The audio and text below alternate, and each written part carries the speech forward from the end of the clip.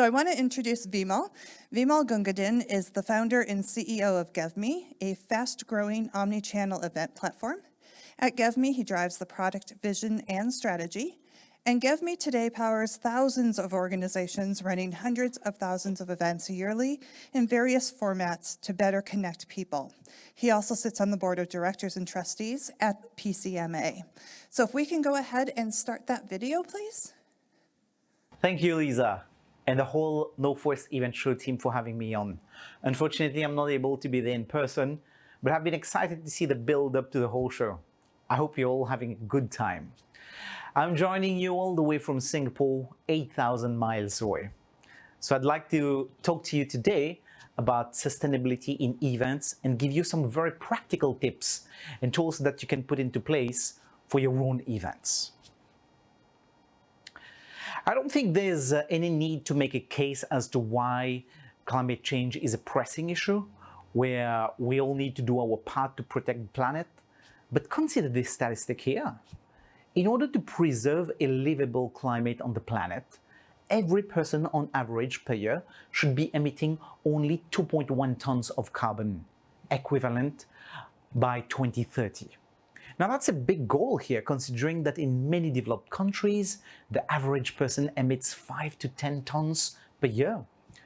The current world average is 4.79 tons. Now, if we look at the events, let's consider an international conference. Some studies have shown that a conference attendee can have carbon footprint up to 2.5 tons. That's more than the allowance that we are meant to have per person for an entire year. And when you consider the fact that there are 1.5 billion people who attend business events in a year, that shows you how pressing the matter is. It is now not optional to look at sustainability. Rather, it is an imperative. To complicate matters, the events industry is not a straightforward one.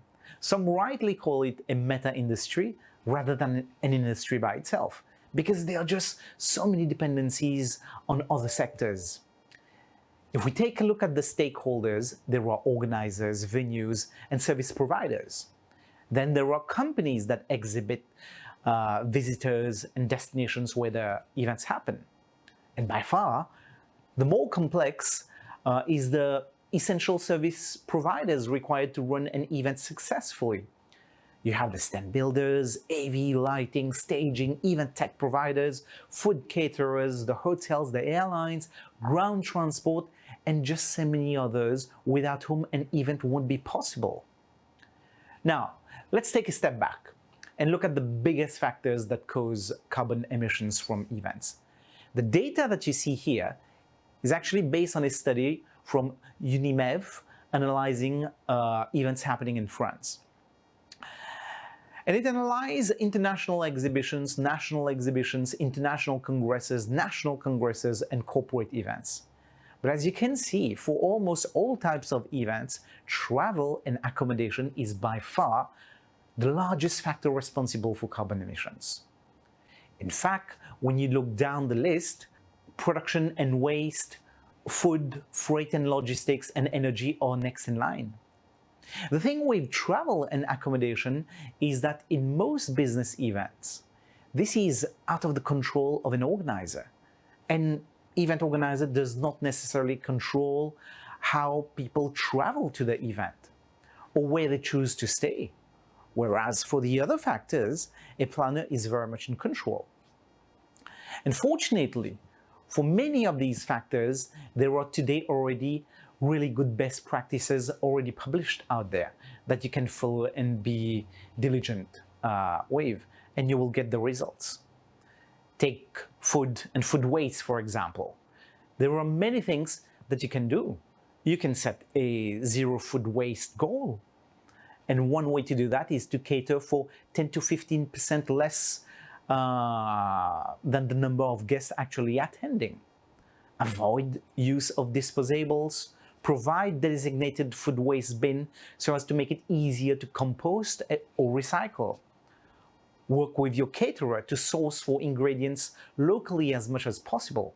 The closer the food grew to the venue, the less it had to travel, and hence the less the carbon footprint. Now, you probably already know about these.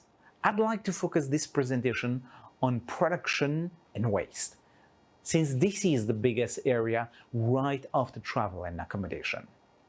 Beyond best practices, I want to show you how you can make your event more sustainable. And in this case here, how GiveMe can help you make your events more sustainable using an omni-channel strategy. So first of all, what is GiveMe? Let me just give you a quick introduction. GiveMe is a modern B2B event platform that empowers planners and marketers to run omni-channel event experiences. Omni-channel is a marketing strategy. In the context of events, we define an omni-channel event experience as the unified experience of an attendee with your event or brand. An omni-channel event strategy, therefore, is all about crafting a seamless and consistent experience across all channels that your attendees interact with. And the keywords here are really seamless and consistent, because it's not only about providing the channels to the attendee, but it's also, and more importantly, about making the channels work together and to orchestrate them in order to provide a seamless, consistent, and convenient experience to the attendee. For example, in an omni-channel strategy, it should be easy for the attendee to move from an email to an event app, from the mobile app to checking in physically, from being on-site to jumping to the virtual component of the events, etc., etc. That's the core principle of an omni-channel event strategy. So now, how does that relate to sustainability? Well, there are several ways in which adopting an omni-channel strategy can help make your events more sustainable. Firstly, an omni-channel event strategy can help reduce production of physical and printed materials and minimize waste associated with them by offering alternative digital channels. For example, by providing alternatives like event apps, digital touchpoints, and digital collaterals. You can cut down or potentially even eliminate printed materials like brochures, business cards, printed agendas, printed floor plans, feedback forms, and more. Secondly, an omni-channel event strategy can help reduce carbon footprint. So by offering the possibility of attending your event through a virtual channel, you can reduce the number of people who need to be there physically to travel to the event, and thus significantly reducing the carbon footprint associated with transportation and energy consumption. That results in a more sustainable event while still keeping the same size of your audience, or even increasing it through the virtual channel. Lastly, an omni-channel strategy helps streamline your event operations and thus reduce inefficiencies and optimize resource allocation. For example, by providing registration and allowing the attendee to personalize their profile, you can offer personalized content, which helps to reduce the amount of unnecessary resources or equipment used at the event. Then by linking the personalized registration data with your on-site system, you can optimize the number of printers, amount of paper you use, and other equipment required for on-site operations, like badge printing and on-site support, and thus keeping your on-site crew lean. All right, so now let's look at some practical examples. And for that, we'll visualize an omni-channel experience of a hybrid event. We'll visualize that by mapping the various attendee interaction points across the GiveMe channel stack and along the key attendee journey phases, which are discover, register, prepare, and attend. And along the way, we'll see where there are opportunities to be more sustainable while keeping the attendee engaged. Now, an attendee's journey would typically start from the email channel, or maybe by seeing an ad on social and then registering, receiving the confirmation email. But we'll skip that part because these are already well established and pretty well adopted digital practices today. Instead, what we'll focus on are the areas where organizers can have a bigger impact today, namely the attend phase. At a business event, one of the essential things we need to readily get access to is the agenda. If you're still printing the agenda for your event, then you should not. It should all be digitized now. In fact, for this very show, you can download the Give Me app and log in with your email that you use to register for the event. You should then get access to the live agenda of this event. Check out the speakers, filter the sessions, and even watch the live stream and engagement features for some of these sessions that have been equipped with it. Which brings me then to virtual or hybrid, if you want to call it. I'm not sure if these are still words that you want to stay away because of the cost probably, but know that when you're having speakers joining in remotely or attendees watching sessions remotely, your event is actually now saving in terms of carbon footprint. I mean, look at myself. I'm speaking from all the way from Singapore at the Northwest event show. Just by me not having to travel, that's actually saving 2.3 tons of carbon emissions. To put things into perspective, that's actually equivalent to 70 trees that would have been needed to be planted to replace that carbon emission. Now, don't get me wrong, virtual or hybrid is not the solution for making events sustainable. We need to meet. Business gets done face to face. But can virtual come in to help to reduce the carbon footprint of an event? Sure. Should it be leveraged on? Yes, indeed. If you're having a content-heavy event that people will be happy to consume it remotely, then do that. Next is the exhibitors listing. Once again, exhibitor directories should not be printed again. I think COVID has kind of helped here. Even events having audience of a certain demographics who would typically be looking for their good old printed directories seem to have been converted now. And I think we shouldn't be going back. On the Northwest event show app, you can see how we integrated beautifully with Expo FP, who are also exhibiting, by the way. And you can easily check out the exhibitors' details online and even get directions to the booth. Now, Give Me is a platform that allows exhibitors and organizers to create unlimited content. Brochures are the easiest things to digitize. I hope you're already seeing many exhibitors on the show floor using QR codes for you to get access to their content. Swag bags are great, but are notorious for creating lots of waste. People, in majority of cases, simply throw much of the content away. So Give Me allows you here to create digital swag bags like this, where you can browse offers, find out more details about them, and then visit the booth of the corresponding exhibitor if you would like to. And the key thing here is visiting the show physically in order to receive the swag bag digitally. That's a trademark of an omnichannel strategy. From a sustainability perspective, what you're effectively achieving here is to potentially replace flyers, leaflets, brochures, business cards, coupons, physical goodies with a neat little digital experience. Now, we know the value of physical items that you can touch and feel.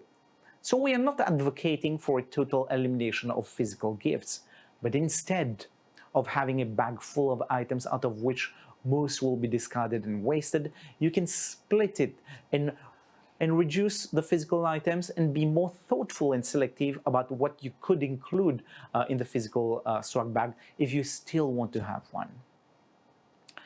Now, what you can do with Give Me is also to power your digital displays on a show floor to display live agenda information. This is all automated with all your agenda and speaker details being pulled real time and displayed on a large screen. It shows you the current session happening and the next upcoming sessions. And again, the key thing here is the ability for the attendee to easily transition to the online channel and at the right moment. What do you eliminate here? Well, printed agendas, printed QR codes, and any other printed information and details. And lastly, and perhaps the feature that we think you'd like the most is what we call the Meta Card. It's a new kind of business card that you can use beyond the event itself. And if you already have downloaded the GiveMe app, you would have seen the option to create your own Meta Card. If you haven't done so, let me show you what you're missing on. You can customize it and create call to actions, or CTAs.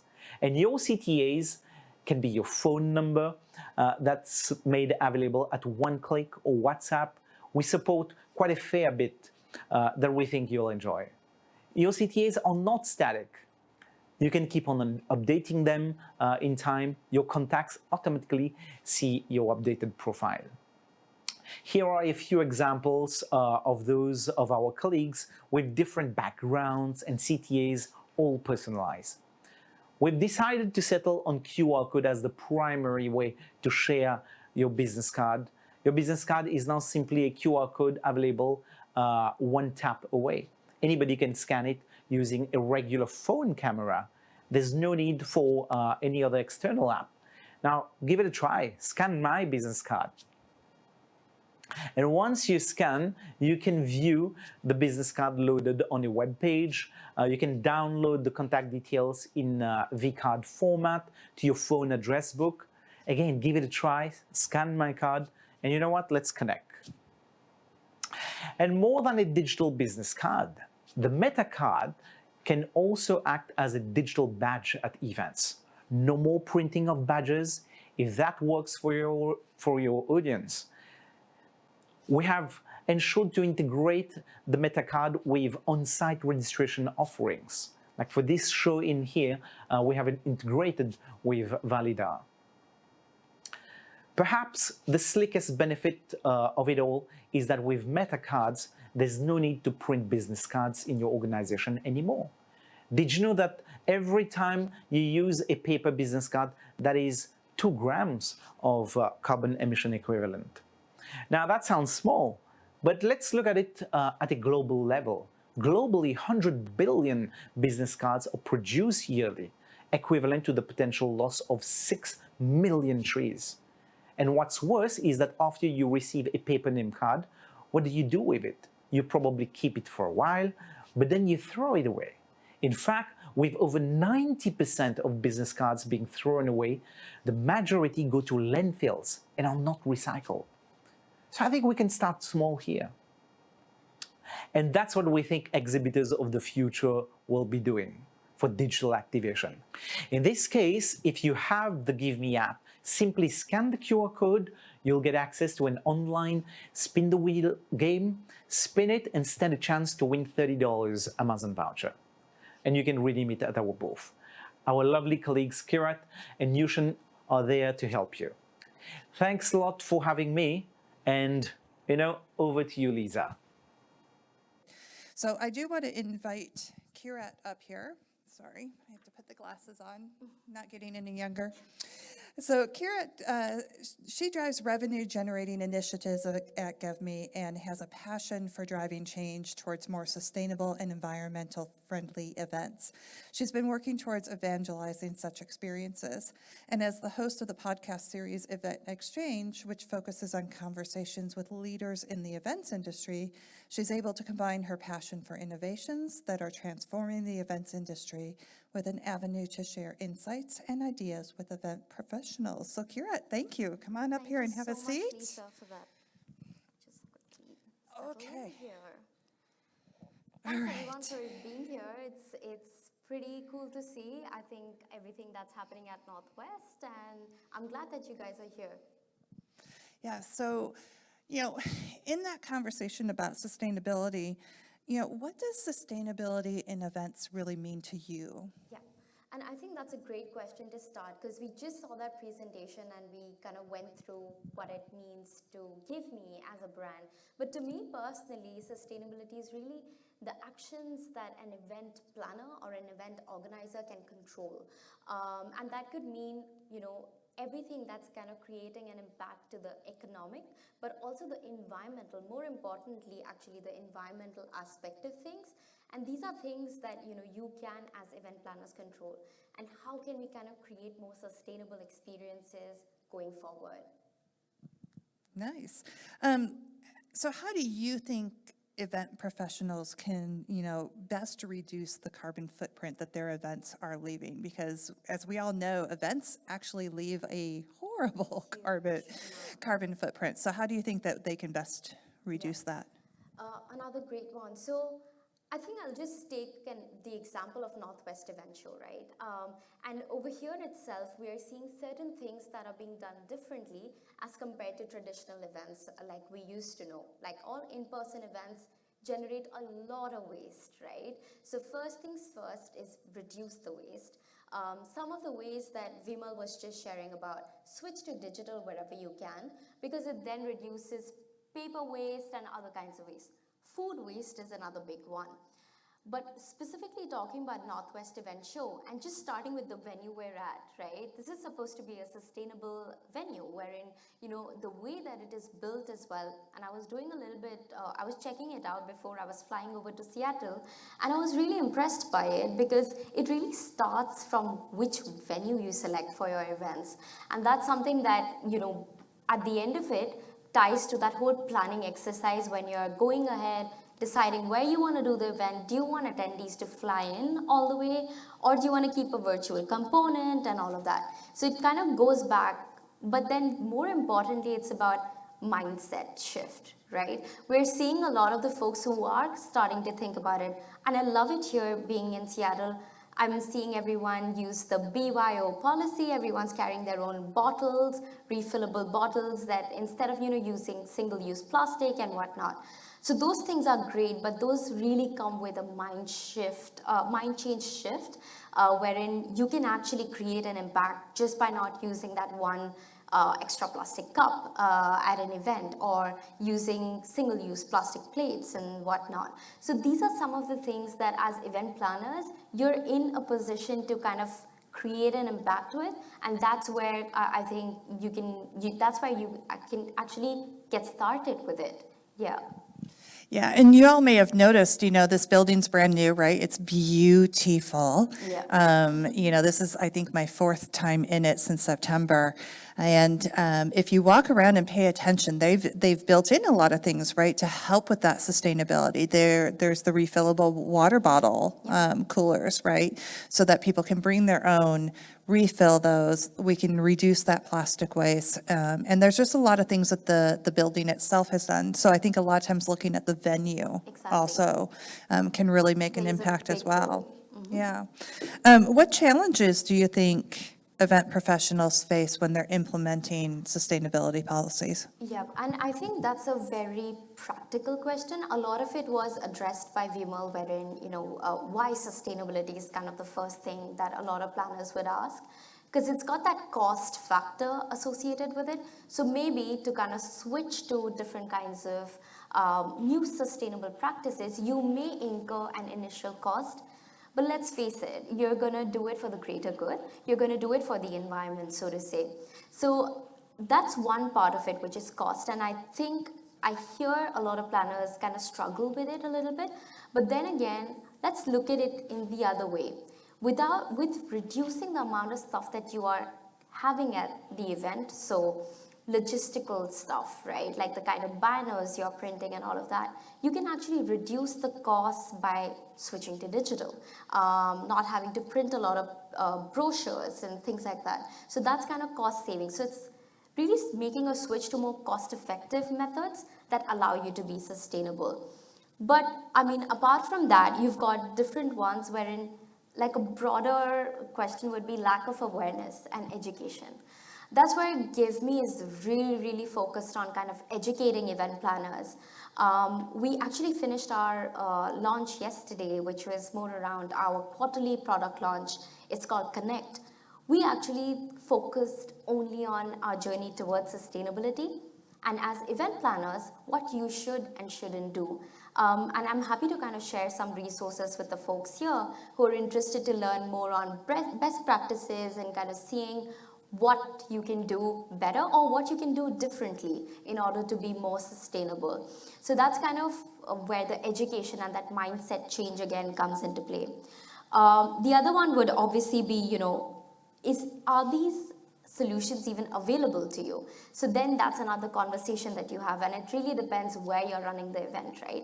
Singapore, speaking about Singapore specifically, a lot of the events are already starting to see that transformation and all. And I'm happy to say that in Seattle as well, we're kind of going in that direction with a lot of advancements that have already been made. So I think that's where you kind of start, and these are challenges that you can talk through.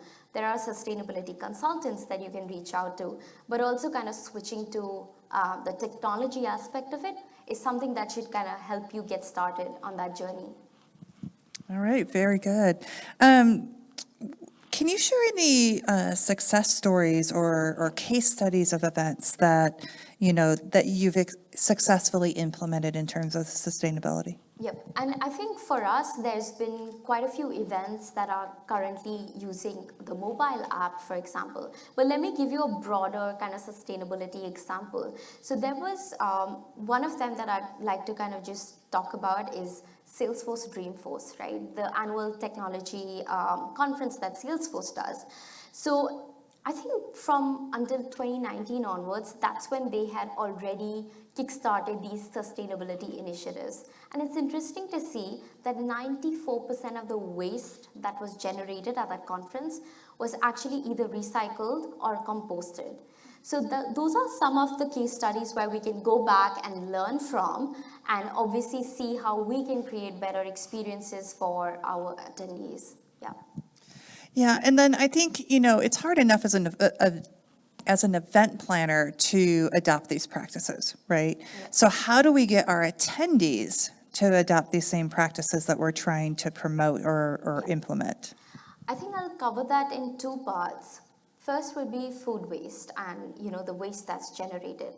As an attendee, an example that I spoke about earlier was the use of single-use plastic. So let's start implementing things like bring your own policy. That means you carry your own cups, you carry your own bottles, so you're not using and creating more waste. Rather, you're actually reusing your existing belongings. The other one would be reduce the waste, so reduce the kind of food waste that you're having. And I was just attending a session earlier here itself, right? They spoke a lot about some interesting ways how you can do it. When it comes to menu development and things like that is what they were explaining as well, that you should actually create the menu for folks that are 10% less than your actual attendee count. Because let's face it, not everyone who's going to show up is going to sit and eat at the event at all times. Some people are just in and out, right? So those are things that you need to kind of change in your whole planning aspect of it and make sure that your attendees know that this is kind of the way to go and the way. Initially, there will be challenges from adoption point of view, but those are some of the tips and tricks that you can kind of use to implement such things. The other thing, obviously, that we've seen is, the food waste bins and really sort of separating the waste while you're throwing it in, trashing it in. Those are some of the methodologies that are working. But then again, it's more about educating your attendees as well. Because randomly, if I'm walking out in a rush, I might just toss it in wherever, right? So it's more about education and like your own event goals. If those tie in with sustainability, you're making a huge impact already. Yeah, and I think the easier we make it on the attendees, right? I don't know about you, and maybe this is just a really bad thing about me. I don't know if I want to admit this, but there are times that I walk up to go throw something away, right? And there's like 6 bins. Yeah. And I can't figure out which one I'm supposed to use, right? Like I literally stand there frozen with my plate and my fork and my food, and I just don't know what to do. So, and I'm hoping that's not just me. So I think when we can make things easier for our attendees, I think the rate of adoption is going to be a lot higher. And I think from the amount of food that we're providing, what's the typical overage that we build in, right? Typically we build an overage, not an under amount. And there's just so much that we waste. So I think that there's a lot of different things that we can do. Tomorrow afternoon, Stuart and I are actually going to talk about what we specifically did at this event to try to make it more sustainable. And then we're actually having somebody rate us, which is terrifying, to see how we're doing. But I think that's a lot of good, points of different things that we can continue to do. What about from a tool perspective? How do we, are there tools out there that help us, or how can we make our lives a little bit easier to adopt that? I think in terms of tools, like switching over to kind of digital methods, like I was mentioning, that's one way of doing it. But you know what? There are public tools that allow you to measure the waste that you're generating at the event and your carbon emissions, for example. One that I can mention, which is actually created by UNEP, that's called Green Event Tool. I hope I'm getting that right, but I can share some links with you later as well. So if you just Google Green Event Tool, that'll allow you to kind of measure what's the waste that you would have at the event, and what are the carbon emissions and so on and so forth. So that'll come in very handy when you're planning your event and kind of seeing the actual impact that those carbon emissions would have as well. So there are a few other such tools that are available out there, but Green Event Tool is kind of one of them that's doing a great job with, and it's free to use, I believe. So I think it's something that planners should definitely check out. Yeah. Yeah, thank you. And I appreciate this conversation. Sustainability is a very, very hot topic, right, when we come to events. And it's a conversation we need to keep having. It's not one that needs to go away. We need to keep getting better at what we're doing while still providing this amazing experience for our attendees. So thank you for talking through some of those different thoughts and options. Does anybody in the audience have any questions or comments, regarding this conversation? Is there anything that you want to learn more from Kira on this? I can run down too.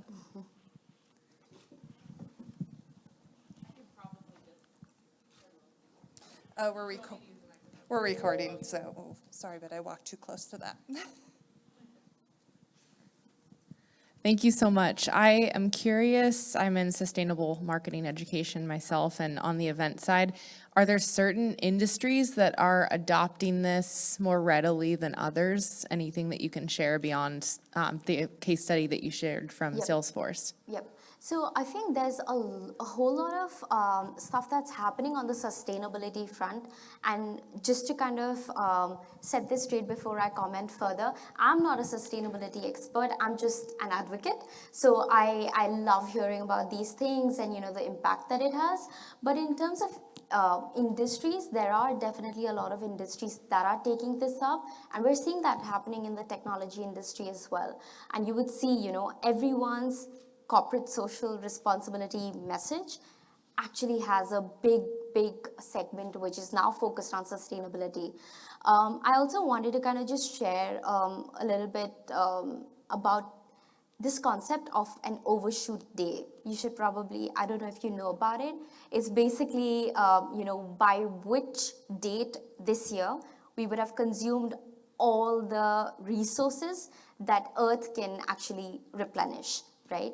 That date used to be 30th of December in 1970.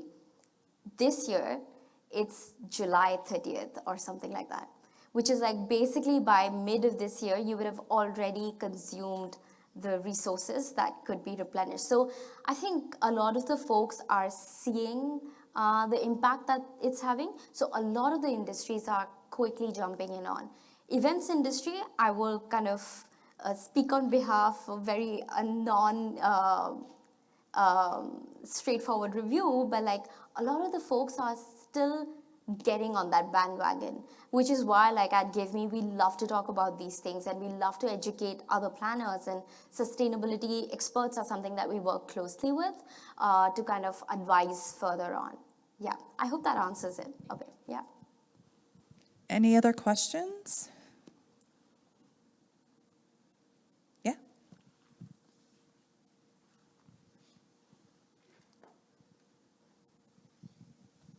I just wanted to comment. I work for RCup. I didn't want to stress the boundaries here, but there are a lot of reuse companies available to offer cupware, dishware. where it's a full turnkey service. So if anybody's interested, there's a lot of options to really help with eliminating, single-use plastic. So, Interesting. and it's starting to grow, especially in concert venues, particularly here in Seattle. Nice. There's also few suppliers, few vendors and brands that are focusing very much on reusable bottles. So one of which is called Fill It Forward. I'm not sure if you guys are aware of it. So that's also kind of similar, where you can actually scan the QR code, and yep, that's pretty cool. Yeah. So those are the kind of things that you can make a switch to, actually. So that's interesting. Thanks for that. Any other questions? All right. Well, Kira, thank you very, very much. It's been an amazing amount of information and content, and I appreciate your time. So if we can give her a round of applause, please. Thank you, guys. Thank you so much for having me, Lisa.